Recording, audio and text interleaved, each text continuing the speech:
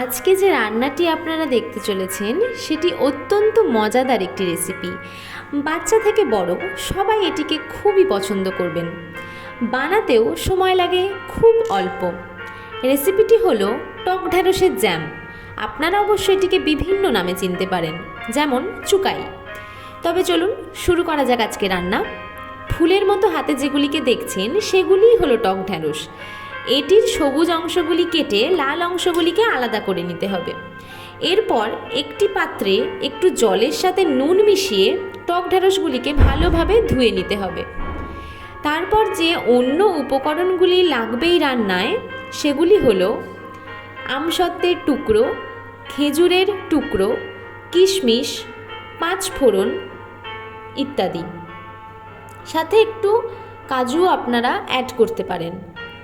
এখানে আপনারা দেখতেই পাচ্ছেন আমসত্ত্বগুলিকে ভালো করে টুকরো করে নেওয়া হচ্ছে, যাতে সেগুলি ভালোভাবে তরকারির সাথে মিশে যেতে পারে। এরপর খেজুরগুলিকেও টুকরো করে নেব ছোট ছোট করে, যাতে আমসত্ত্ব, খেজুর বা কিশমিশ আলাদা করে জড়িয়ে না যায়।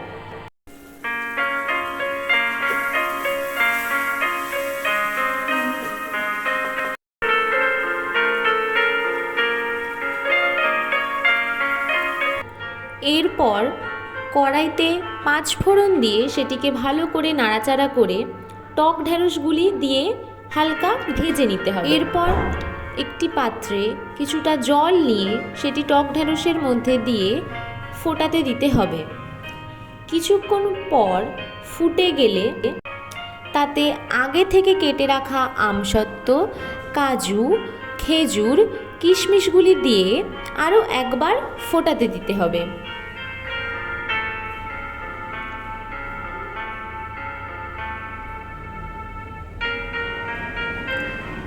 5 মিনিট পর তাতে স্বাদ মতো চিনি অ্যাড করবেন।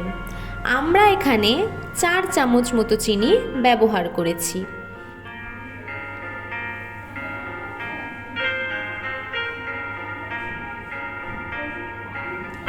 এর কিছুক্ষণ বাদে ফুটে গেলে একটু নাড়াচাড়া করে নামিয়ে নিলেই তৈরি টক ঢ্যাঁড়সের জ্যাম।